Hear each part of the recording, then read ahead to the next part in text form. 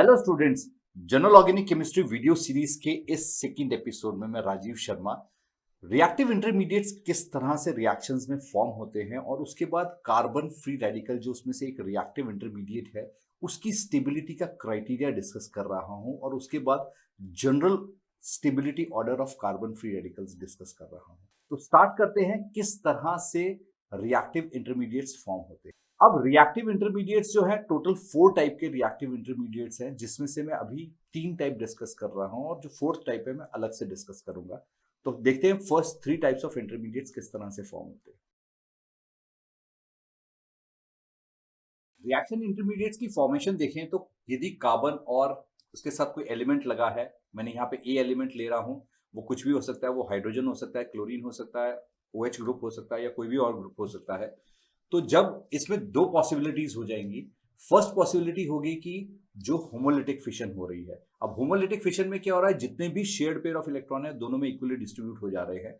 अब यहाँ पे जो ये फ्री रेडिकल हमारा क्रिएट हुआ है, ये इसको हम कहेंगे कार्बन फ्री रेडिकल। तो यदि होमोलिटिक फिशन रिएक्शन में अकर कर रही है और उसके बाद जो इंटरमीडिएट क्रिएट हो रहा है उसको हम कहेंगे कार्बन फ्री रेडिकल।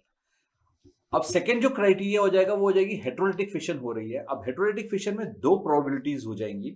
सबसे पहली प्रोबेबिलिटी हो जाएगी कि यदि जो ए एलिमेंट लगा है वो बेसिकली इलेक्ट्रोनेगेटिव एलिमेंट है देन कार्बन, कार्बन से ज्यादा इलेक्ट्रोनेगेटिव है, या सेकेंडली हम उसे इंड्यूस करके उसको बेसिकली इलेक्ट्रॉन रिच बना रहे हैं। तो इंड्यूस करके यदि इलेक्ट्रॉन रिच बना रहे हैं तो उसके बाद भी क्या होगा कि वो दोनों शेयर्ड पेयर ऑफ इलेक्ट्रॉन जो है वो अपने पास विड्रॉ कर लेगा और कार्बन को इलेक्ट्रॉन डेफिशिएंट क्रिएट कर देगा। जैसे ही कार्बन इलेक्ट्रॉन डेफिशिएंट हो जाएगा तो वो जो इंटरमीडिएट क्रिएट होगा उसे हम कहेंगे कार्बोनियम आयन या कार्ब केटायन। तो सेकेंड इंटरमीडिएट ये क्रिएट हो जाएगा। अब जो थर्ड इंटरमीडिएट यहाँ पे क्रिएट होगा उसमें सेम वही है, हेटेरोलिटिक फिशन हो रही है, पर यहां पे जो है हेटेरोलिटिक फिशन में हम क्या कर रहे हैं कि जो ए एलिमेंट है उसको हम इलेक्ट्रॉन डेफिशिएंट क्रिएट कर रहे हैं। चाहे वो उसकी इलेक्ट्रोनेगेटिविटी कम हो सकती है या हम उसको एक्सटर्नल इन्फ्लुएंस के कारण उसको इलेक्ट्रॉन डेफिशिएंट क्रिएट कर रहे हैं, मींस उस पर डायपोल इंड्यूस कर रहे हैं और उसको डेफिशिएंट क्रिएट कर रहे हैं। तो वो क्या करेगा, इलेक्ट्रॉन्स जो है कार्बन की तरफ शिफ्ट करवा देगा और वैसे ही विदाउट इलेक्ट्रॉन्स डिपार्ट हो जाएगा। तो उस केस में क्या हो जाएगा, ये कार्ब एनायन फॉर्म हो जाएगा। सबसे पहले देखते हैं कि कार्बन फ्री रेडिकल की स्टेबिलिटी को डिसाइड करने के क्राइटेरियाज क्या होंगे। तो उसमें सबसे पहला क्राइटेरिया है रेजोनेंस। तो अब रेजोनेंस में मैं 2 एग्जांपल्स के साथ रेजोनेंस को एक्सप्लेन कर रहा हूं। यहां मैंने रेजोनेंस में triphenyl methyl carbon free radical discuss कर रहा हूं। अब ये triphenyl methyl carbon free radical में यहां से जो इलेक्ट्रॉन है इधर को शिफ्ट कर सकता है और ये पाई बॉन्ड का इलेक्ट्रॉन यहां से इधर शिफ्ट कर सकता है। तो इस कार्बन कार्बन के बीच में डबल बॉन्ड आ जाएगा।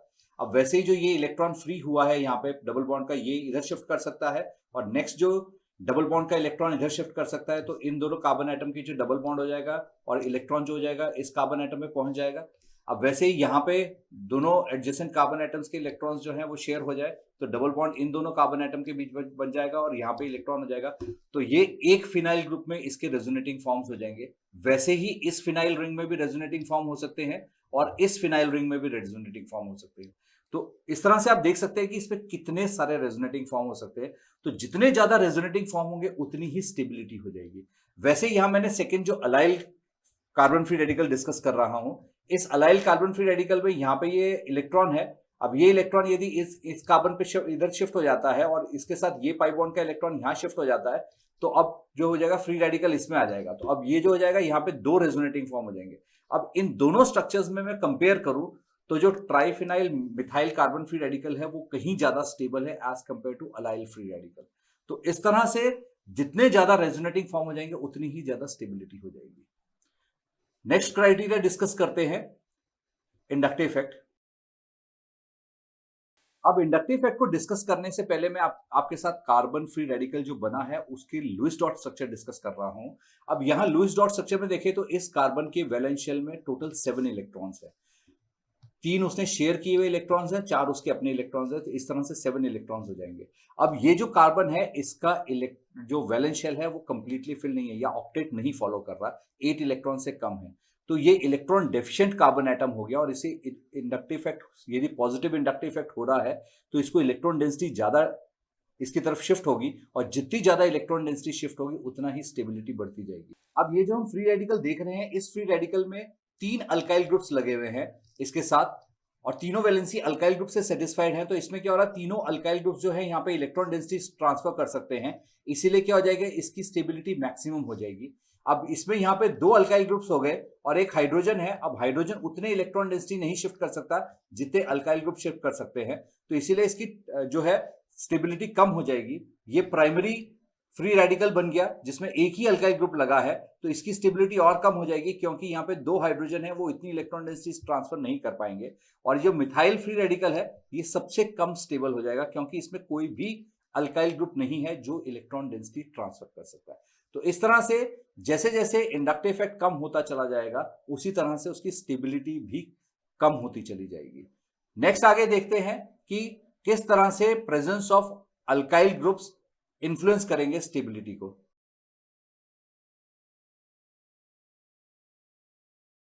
अब यहां पे जो मैं फ्री रेडिकल कंसीडर कर रहा हूं उसकी तीनों वैलेंसीज जो हैं बेसिकली अल्काइल ग्रुप से सेटिस्फाइड है और मैं ये कंसीडर कर रहा हूं तीनों सेम है। तो यदि इसमें मिथाइल होगा तो ये जो हो जाएगा प्राइमरी और सेकेंडरी फ्री रेडिकल से ज्यादा स्टेबल होगा।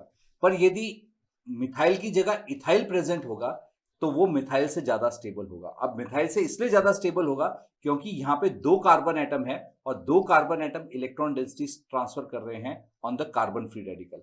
पर यदि नॉर्मल प्रोपाइल ग्रुप प्रेजेंट होगा तीनों पोजीशंस पे तो वो क्या हो जाएगा, इथाइल और मिथाइल से ज्यादा स्टेबल हो जाएगा क्योंकि अब यहाँ पे 3 ग्रुप्स जो है, 3 बेसिकली कार्बन एटम्स जो हैं इलेक्ट्रॉन डेंसिटी ट्रांसफर कर रहे हैं to the carbon free radical. पर यदि आइसोप्रोपाइल ग्रुप है तो यदि सेकेंडरी कार्बन एटम डायरेक्टली इस फ्री रेडिकल के साथ ज्वाइन करेगा तो वो और ज्यादा इलेक्ट्रॉन डेंसिटी ट्रांसफर कर सकता है। तो आइसोप्रोपाइल यदि तीनों जगह प्रेजेंट होगा तीनों वैलेंसीज पे तो वो और ज्यादा स्टेबल हो जाएगा then normal propyl. Secondary carbon atom हमेशा ज्यादा इलेक्ट्रॉन डेंसिटी ट्रांसफर करेगा देन प्राइमरी कार्बन एटम। वैसे ही जब यहाँ पे सेकेंडरी आ जाएगा, सेकेंडरी ब्यूटाइल ग्रुप हो जाएगा तो वो आइसोप्रोपाइल ग्रुप से ज्यादा इलेक्ट्रॉन डेंसिटी ट्रांसफर कर सकता है। और जब यहाँ पे टर्शरी ब्यूटाइल ग्रुप आ जाएगा, दोनों आइसो ग्रुप से सेकेंडरी ब्यूटाइल या आइसोप्रोपाइल ग्रुप से ज्यादा इलेक्ट्रॉन डेंसिटी ट्रांसफर करेगा तो वो और ज्यादा स्टेबल हो जाएगा। तो इस तरह से जैसे directly attached carbon atoms increase करते जा रहे हैं तो उसी तरह से उसकी स्टेबिलिटी बढ़ती जा रही है। नेक्स्ट आगे मैं general order of stability discuss कर रहा हूं। जनरल ऑर्डर ऑफ स्टेबिलिटी इस तरह से आ जाएगी कि ये जो पहले 4 ग्रुप्स मैंने लिए हैं ये बेसिकली रेजोनेंस इसमें हो रही है, इसके कारण इनकी स्टेबिलिटी ज्यादा है। और यहाँ पे अब 3 फिनाइल ग्रुप्स हैं, 3 फिनाइल ग्रुप्स में जैसे मैंने रेजोनेंस में एग्जांपल डिस्कस किया था तो उसी तरह से इसमें रेजोनेटिंग फॉर्म्स ज्यादा होंगे इसलिए इसकी स्टेबिलिटी ज्यादा हो जाएगी। इसमें 2 फिनाइल ग्रुप्स रह गए तो रेजोनेटिंग फॉर्म्स रिलेटिवली कम हो जाएंगे इसलिए स्टेबिलिटी कम हो जाएगी। इसमें और एक फिनाइल ग्रुप रह गया तो रेजोनेटिंग फॉर्म और ज्यादा कम हो जाएंगे, यहाँ पे और कम रेजोनेटिंग फॉर्म हो गए। और यहाँ जो इसके बाद आगे ये डिस्कस किए स्ट्रक्चर्स ये इंडक्टिव इफेक्ट और नंबर ऑफ अल्काइल ग्रुप्स के हिसाब से है कि जिस तरह से अल्काइल ग्रुप्स कम होते चले जा रहे हैं उसी तरह से स्टेबिलिटी कम होती चली जा रही है।